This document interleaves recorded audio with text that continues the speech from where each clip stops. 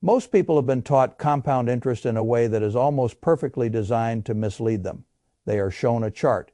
It begins small, then it bends upward, then it explodes into a graceful curve somewhere in the distant future. The lesson they are supposed to take away is simple. Start early. Stay consistent. Let compounding do the heavy lifting. Now, I am not going to tell you that lesson is false. I am going to tell you it is incomplete in a way that makes a great many disciplined people feel stupid for no good reason, because there is a number the pretty charts rarely emphasize. There is a threshold the calculators usually blur. And there is a period in every investor's life where compounding is not absent, but so weak that it feels almost indistinguishable from standing still. That is the part nobody wants to say clearly because it sounds discouraging, and discouraging truths do not sell as well as elegant curves. But if you understand it, you stop making some of the most expensive mistakes in personal finance. So let me say it the way I would want. It's said to me, compound interest does not save a small monthly contribution quickly enough to feel like magic. In the early years, you are the machine, your deposits are the engine, your returns exist, but they are too small to change your life in any way you can actually feel. That is not failure. That is phase one. And until you understand phase one, you are likely to sabotage yourself long before phase two ever arrives. Now, I want to put actual numbers on the table, because vague encouragement is one of the great enemies of useful financial thinking. Let us assume an 8% annual return. Not a fantasy, not a best. Case dream dressed up for a YouTube thumbnail. Just a solid long-term working assumption. Now suppose you invest $50 a month after 1 year. Your return is almost a joke. After 10 years, your account is still small enough that your own contributions are doing nearly all the work, even after decades of perfect discipline. The end result is nowhere near what the public imagines when it hears the word compounding.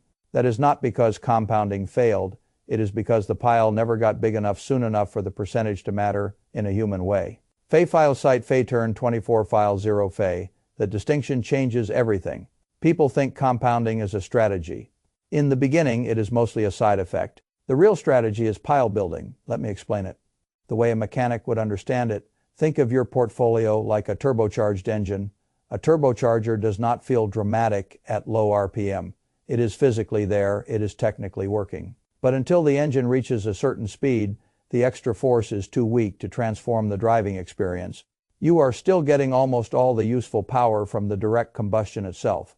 Then you cross a threshold and suddenly the system begins feeding on its own output. The whole thing wakes up.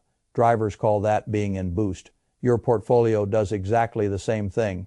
Before the boost point, almost everything meaningful comes from what you put in. After the boost point, the portfolio starts to produce enough growth that the growth itself begins to rival or exceed your fresh contributions. That is the real moment investors should care about. Not the pretty curve, the phase transition, the month when the machine starts helping in a way you can actually feel. Now here is the part I want burned into your mind. Most people diagnose the early frustration incorrectly. They look at their account after several years of discipline, see numbers that feel underwhelming, and conclude the problem is the return rate. So they start chasing a better fund, a hotter sector, a biotech stock from a dinner party, a trading newsletter, a meme, a speculative detour. They think the answer is to make the percentage bigger, but in phase one, the percentage is not the main problem. The contribution is. That is one of the most important reversals in investing. When the pile is small, raising your contribution is usually far more powerful than chasing a higher return. Let me prove it in the only way arguments like this should ever be proved. With arithmetic, suppose you invest $200 a month at 8%. After 10 years, you have built a respectable but still modest account. Now suppose somehow you do what almost no normal investor does consistently and double your annual return to 16% for the next 10 years.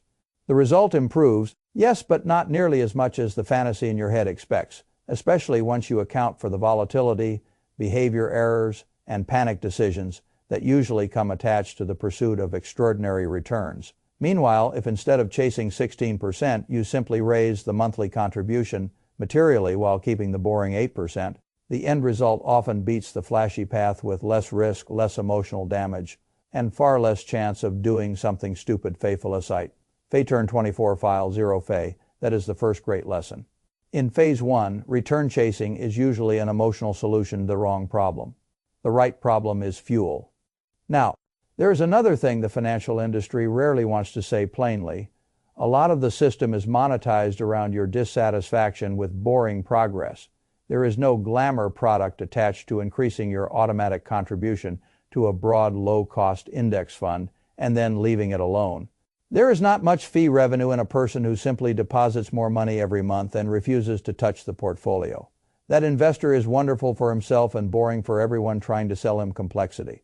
What is easier to monetize? Fund selection, hot themes, premium access, research reports, trading activity, manager comparisons, return optimization, all the things that become much more important later after the pile is large, are marketed to people whose main problem is still that the pile is too small, that is backwards. A person with $10,000 should not be obsessing over whether to earn 8.2% or 8.7%. He should be obsessed with whether he can get from $200 a month to $300 or $400 without breaking his life. That is the adult question. Now let us talk about the threshold itself, because this is where things stop feeling philosophical and start becoming useful. The source material pins the boost zone somewhere around $100,000 to $150,000 of invested assets, and I think that framing is directionally right, not because the universe sends a magical signal at exactly one round number, but because that is around the zone where an 8% return starts producing output large enough to matter in monthly life. 8% of $10,000 is noise. 8% of $100,000 is real money. 8% of $500,000 is retirement, level output, same percentage, completely different lived experience. Fay Felicite, Fay Turn, 24 file, 0 Fay. That is why I say phase 1 and phase 2 are almost different sports. In phase 1, your primary job is to get the pile to size. In phase 2, the pile begins to help itself. In phase 1, contributions dominate. In phase 2, returns begin to dominate. In phase 1, patience feels like punishment. In phase 2, patience feels like intelligence. And that means the years that matter most are not the years people talk about online. The years that matter most are the early ones. Those are the years when your new dollars have the longest runway.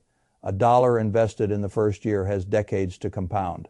A dollar invested in the 25th year has only a small fraction of that runway. So every year you stay too small. Every raise that disappears into lifestyle. Every car payment that ends and is not redirected. Every extra bit of income that gets spent before it is assigned. All of that is more expensive than it looks, because it is not just the missing dollar, it is the missing decades attached to that dollar. That is the second great lesson. The early dollars are the most powerful dollars in your whole life. And once you understand that, the question stops being, should I invest? The question becomes, how fast can I get to a contribution level that actually gives compounding a chance to matter, while I still have enough years left for it to matter? That is the real race. Now, I want to talk about a type of investor I understand very well because I have seen him in many forms. He is disciplined, he is not reckless, he enrolled in the retirement plan, he picks something sensible, he contributes every month, he rarely misses, and after years of good behavior, he checks the balance and feels insulted. He thinks, this cannot be the miracle I was promised. That man is usually not failing, he is usually underfueling. The source document gives him a name, Marcus, and whether or not Marcus exists as a literal person does not matter because I know versions of him, a middle-income earner doing the right things too slowly, a contribution level set years ago and never updated, a good habit frozen at a number that belonged to an older salary, an older life, an older version of his obligations. He is not being betrayed by the market. He is being betrayed by institutional inertia and by the fact that his lifestyle keeps adapting faster than his contribution rate does. Fay Felicite, Fay Turn, 24, file 0 Fay. That is why I care so much about automatic contribution increases. Not grand resolutions architecture. A person does not build wealth through heroic moods. He builds it through systems that keep working when he is distracted, tired, mediocre, or bored. The simplest first move is contribution. Right-sizing, log in, and raise the contribution today, even by $50. Not because $50 changes your life tomorrow, because it changes the trajectory of the pile while the years still matter. Then do something even more important. Review it every year. Raises happen, bonuses happen, tax refunds happen, a side income appears, a loan disappears, a child becomes more independent, and almost every time cash flow improves, lifestyle stretches out like gas filling a room. That is normal, which is why systems must be built to interrupt normal. One of the best rules in personal finance is to redirect half of every net income increase into investments before the lifestyle has time to claim it. That rule is so powerful because it does not require you to become a monk. Your life still improves. You still get some of the raise, but the portfolio gets stronger at exactly the moment when human beings usually become weaker. That is what good structure does. It rescues you from yourself. And then there is the life event reset, which may be my favorite of all. A car loan ends, a student loan ends, some recurring bill disappears. That is not just relief. That is an opening. Most people let that freed up cash flow dissolve into life without ever noticing where it went. The money diffuses into comfort, convenience, slightly better habits, and a general improvement in daily ease. That is understandable. It is also expensive because if you redirect even part of that freed cash into the portfolio the day it is liberated, before your life has emotionally claimed it, you can move your threshold date forward by years. Years, that is not a budgeting trick. That is a retirement move. That is why I say the real enemy in phase one is not the market, it is delay. Delay in raising the contribution, delay in capturing the raise, delay in assigning the freed payment, delay in acknowledging that the current contribution belongs to an older version of your financial life. That is how phase one quietly stretches out forever. Now let us talk about fees for a moment, because this is another area where small problems look harmless until time translates them into pain. A 1% advisory fee sounds polite when the account is tiny. It feels like administration, it feels like assistance, it feels invisible, but over decades, that fee compounds as an absence. You are not just paying the fee. You are paying the compounded future that the fee never got the chance to become. That is why boring, low-cost investing matters so much. It is not because cheap is morally better. It is because in a long compounding system, leaks compound too, and leaks in a small engine matter, especially when you are still trying to reach boost. That is the third lesson. Do not add friction to a portfolio that is still too small for friction. Now I want to say something that may sound strange, but I believe it deeply. Doing nothing is often the highest skill behavior in phase one, not literally doing nothing. Continuing to contribute, continuing to automate, continuing to live your life without switching strategies every time you feel underwhelmed. That form of doing nothing is not passivity. It is discipline. The world constantly offers you reasons to change the plan. A stock that doubled, a friend who got lucky, a theme that sounds revolutionary, a newsletter promising an edge, a market scare, a recession headline, a crash, a rally, and if you are in phase one, those things are often much less important than they feel, because your main problem is still the same. The pile is not large enough. Until that changes, most of the intellectual energy people spend on return optimization is theater, useful later, expensive if it distracts you now. That is why I like the source material. Emphasis on identifying your phase. You should actually know it. Look at your statement. How much of the monthly increase came from your contribution? How much came from market return? If contributions are doing almost all the work, then you are still in phase one. Good. Now, that clarity is worth money, because once you know the phase, the right action becomes obvious. Not better stock picking, not more fund research, not macro opinions, more fuel, more automated fuel, more early fuel. That is the entire answer. And if you do that long enough, a very strange thing happens. The monthly statement begins to look different.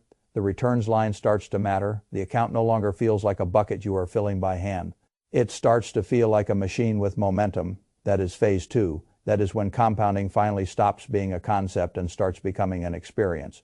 And that is why the people who seem effortlessly wealthy in later years often look so uninteresting in the early ones. They were not doing exotic things. They were not finding a better chart. They were not being more sophisticated than everybody else. They were simply getting the engine up to speed. Then they crossed the threshold. Then they got out of the way while the machine began to help. That is the reality the beautiful charts hide. The curve is real. The waiting is also real. The frustration is real. The threshold is real. And the cost of misdiagnosing the problem is enormous. So here is what I would do this week if this were my situation. I would calculate the current split between returns and contributions. I would identify the estimated year I cross the $100,000 mark at my current pace. Then I would figure out what monthly contribution gets me there 2 years earlier. Not what return assumption, what contribution. Then I would pre-decide the next redirect. The next raise, the next bonus, the next loan payoff, the next recurring expense that disappears, I would assign it before it arrives, because the decision made in advance is the one that survives contact with real life. That is how you beat the most expensive phase. One mistake, not through brilliance, through architecture.